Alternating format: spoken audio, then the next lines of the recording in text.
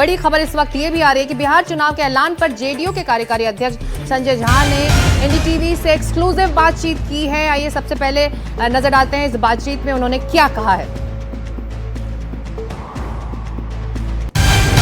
SIR को एक बहुत बड़ा मुद्दा बनाने की कोशिश हुई है, फाइनल ड्राफ्ट भी आया है। उसके बाद आपको क्या लग रहा है, जिस तरह के मामले भी कई सामने आए थे ड्राफ्ट रोल में, उसके बाद अभी फाइनल रोल में भी कुछ विसंगतियां हैं, उसको विपक्ष मुद्दा बनाने की कोशिश कर रहा है। मैं तो आग्रह करूंगा विपक्ष को कि इसी मुद्दा पे जाए चुनाव लड़ने के लिए। 16 दिन यात्रा किया जो लोकसभा में विपक्ष के नेता यात्रा किए 16 दिन। मुझे तो नहीं लगता है कि पब्लिक में 1% भी ट्रैक्शन उनके यात्रा का है। और जेडीयू के लिए इसलिए चैलेंज है कि है बड़ा चैलेंज जेडीयू के लिए, और वो इसलिए है कि हर एक बार 5 साल में नीतीश कुमार खुद इतनी बड़ी लकीर खींचते हैं कि खुद के लिए उनके लिए चैलेंज है। वो अब खुद ही को चैलेंज देते हैं कि मैंने इतना काम किया, अगले 5 साल में ये टारगेट होगा। तो मुझे लगता है कि नीतीश कुमार जी ये चुनाव का एक बड़ा इशू इसलिए है कि पहली बार बिहार को बहुत दिन के बाद मौका मिला है कि डबल इंजन की सरकार केंद्र में भी है और बिहार में भी है। उसका एडवांटेज बिहार को मिल रहा है। सीट शेयरिंग को लेकर के कब तक स्थिति साफ हो जाएगी? ये बिल्कुल सुलझा हुआ है गठबंधन में। लोकसभा से ही हम लोग बिल्कुल इकट्ठे होकर के चुनाव लड़ रहे हैं। उसका रिजल्ट हम लोकसभा में देखा, और अभी विधानसभा चुनाव के लिए भी पहली बार एनडीए 243 विधानसभा पर जा करके अपना सम्मेलन की है। एनडीए कोई एक पार्टी नहीं, और ये चुनाव पहली बार हम लोग लिटरली एनडीए चुनाव लड़ेगी। और यहाँ तक सीट की बात है, जल्दी ही आपके सामने उसका आखिरी सवाल, क्या जदयू इस बार भी बड़े भाई की भूमिका में होगा? सब बराबर है। ये पांचों हम लोग है ना, पांचों पार्टी बराबर है, इसमें कोई बड़ा छोटा नहीं। छठे सातवीं की भी गुंजाइश है? नहीं, जो अब है वही फाइनल है। सब बराबर हैं, कोई बड़ा छोटा नहीं, संजय झा कह रहे हैं। सतीश के सिंह जो एक बड़ी बात उन्होंने कही, यात्रा का कोई ट्रैक्शन नहीं हुआ। आप कह रहे हैं ये तमाम मुद्दे हैं, लेकिन ऑपोजिशन को, महागठबंधन को क्या अब एक ऐसा मुद्दा भुनाना होगा जो अपने भाषणों में इन चुनावों की तारीखों के बाद वो कह सकें एसआईआर रेजोनेट नहीं कर रहा है? देखिए, मैं बहुत स्पष्ट बोलता हूं। मैं पहला फेज मानता हूं कि महागठबंधन के फेज में के पक्ष में गया जब उन्होंने वोट चोरी यात्रा निकाली, है ना। फिर दूसरा फेज जो है, मैं लगता है मुझे कि प्रशांत किशोर जो नवेले हैं उनके फेवर में गया पिछला हफ्ता। और अंत में जो ये टर्बो इंजन जो लगातार पैसे दे रही है, मैं मानूंगा कि ये इनके पक्ष में गया। अब चुनाव शुरू होता है। चुनाव में महागठबंधन कैसे अपने समन्वय को, सीटों के बंटवारे को, मुख्यमंत्री के फेस को, आदि आदि को सुलझाता है या नहीं सुलझाता है, ये एक बहुत बड़ा चीज है। अगर संजय झा जी ने जो अब कहा कि वोट चोरी यात्रा या वोट यात्रा सर के खिलाफ जो अभियान, इसका कोई असर नहीं हुआ, ये मैं नहीं मानता। वो तो नेता हैं, वो बोलेंगे ही।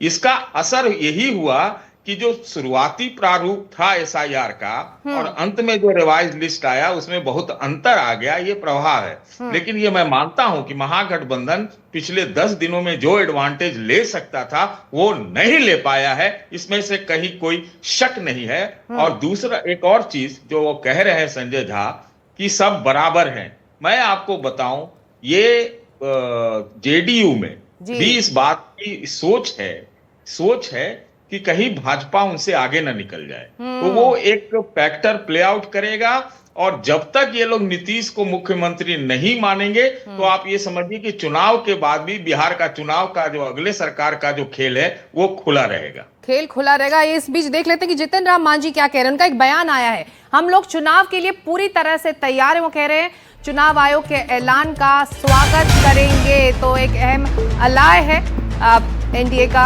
जितिन राम मांझी, और उन्होंने कहा कि हम लोग चुनाव के लिए पूरी तरह से तैयार हैं और ऐलान का इंतजार करेंगे और उसका स्वागत करेंगे।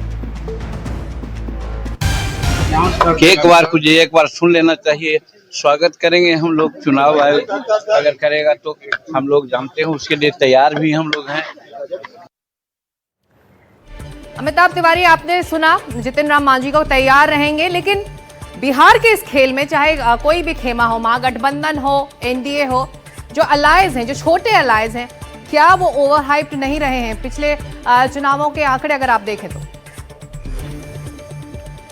देखिए, पहले जो छोटी पार्टीज हैं जैसे हम, एलजेपी, आरएलएसपी, अभी तो आरएलएम हो गई, वीआईपी एटसेट्रा, ये हर चुनाव में एक नए गठबंधन में होते हैं कहीं ना कहीं।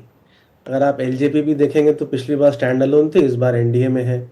एनडीए में वीआईपी पार्टी थी, वो महागठबंधन में चली गई। इस तरीके से देखें आप तो क्रेडिबल या क्रेडिबिलिटी इन पार्टीज की उतनी मजबूत तो नहीं है।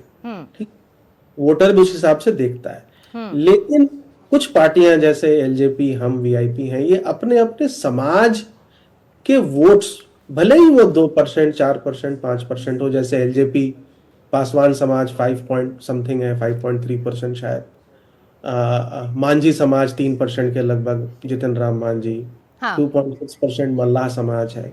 तो ये इन जातियों को रिप्रेजेंट करते हैं। और क्योंकि चुनाव बहुत कांटे का है, चुनाव सीट पे सीट है, कोई ओवरआर्चिंग थीम है नहीं चुनाव में। पिछली बार मैं कहूंगा अनएम्प्लॉयमेंट बड़ा मुद्दा था, इस बार से करेक्ट। इस बार एसआईआर को बड़ा मुद्दा विपक्ष ने बना दिया, बट वो एक इलेक्टोरल इशू है क्या, वो देखने वाली बात है। ये देखी जाएगी। तो ये पार्टियां 1%, 2% वोट्स अपना ट्रांसफर कराती हैं अलायंस पार्टनर्स को, इसलिए एक क्लोज कॉन्टेस्ट में इनका रोल जो है वो काफी इंपॉर्टेंट। देखना होगा कि ये क्या एसआईआर, वोट चोरी का मुद्दा वाकई क्या एक इलेक्टोरल इशू बन पाएगा और विपक्ष इसे भुना पाएगा, क्योंकि पिछले कई दिनों से विपक्ष ये एक तरह से आरोप लगाता रहा है कि किस तरह से वोट चोरी हुई है। इस बीच बिहार में सभी बूथ की वेबकास्टिंग होगी, ये कहा है सीईसी ने। वेबकास्टिंग के लिए इंतजाम किए जाएंगे। तो चुनाव आयोग लगातार सवालों के घेरे में रहा। विपक्ष ने उन्हें चुनाव आयोग को घेरने की कोशिश की और अब चुनाव आयोग की तरफ से ये बयान भी आ चुका है कि वेबकास्टिंग होगी। आइए सुन लेते हैं कि सीईसी ने इस मुद्दे पर क्या कहा है, फिर जाएंगे हमारे एक्सपर्ट्स के पास। पहले ये बात भी आती थी कि जो वेबकास्टिंग है, जो पोलिंग बूथ के अंदर जो वेबकास्टिंग होती है, वो कहीं 50% या कम से कम 50% या 60% बूथों पर होती थी। और अब बिहार से शुरू होकर पूरे देश में जब भी चुनाव होंगे 100% वेबकास्टिंग हर पोलिंग स्टेशन पर की जाएगी। वेबकास्टिंग होगी। अमिताभ तिवारी, तमाम सवाल चुनाव आयोग से पूछे गए वोट चोरी को लेकर, एसआईआर को लेकर, अब ये जवाब चुनाव आयोग की तरफ से आ रहा है और शुरुआत बिहार से हो रही है। ठीक है, मतलब पहले तो मुझे माफ करिए, ये वेबकास्टिंग का मतलब क्या है, व्हाट डज इट मीन, इसका तो मुझे नहीं है।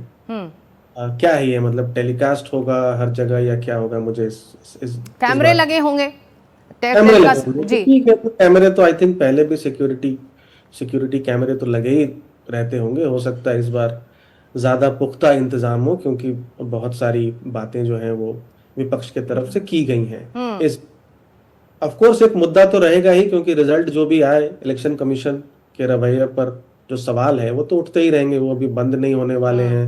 क्लोज कॉन्टेस्ट जब होगा, क्योंकि 52 सीटों पर पिछली बार 5000 से कम का मार्जिन था, तो जहां भी कम मार्जिन होगा वहां पर फिर ये सारी बातें जो हैं इस चुनाव में भी हमको देखने को मिले। जी सतीश, ये बताइए, जो बात अमिताभ कह रहे हैं कि इस लाइव वेबकास्टिंग का वाकई क्या असर होने वाला है जमीन पर, इससे क्या हासिल होगा?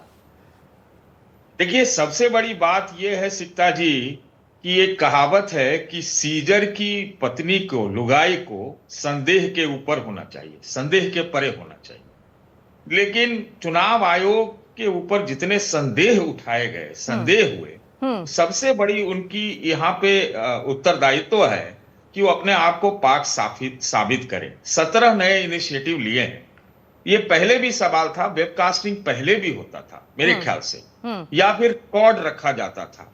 उस रिकॉर्ड को लेकर ही परेशानी लोगों को हुई कि भाई वो चुनाव आयोग रखे और हमको दे।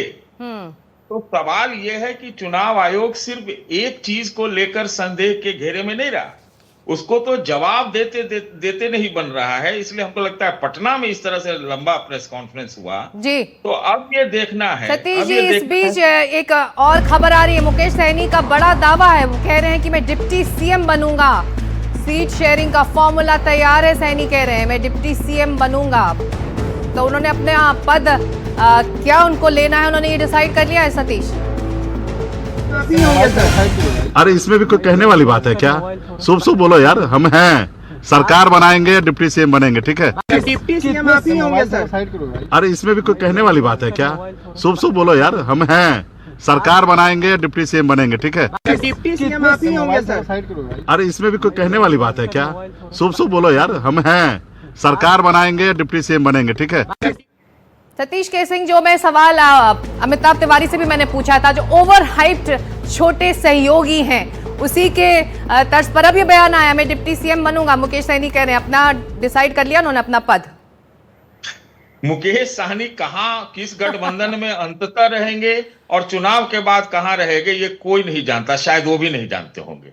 दरअसल मुकेश सहनी, आपको याद होगा कि 2024 के चुनाव के पहले कांग्रेस वाले तो सब गायब थे, तेजस्वी यादव जहाज में इन्हीं के साथ बैठ के खा के चुनाव प्रचार करते थे।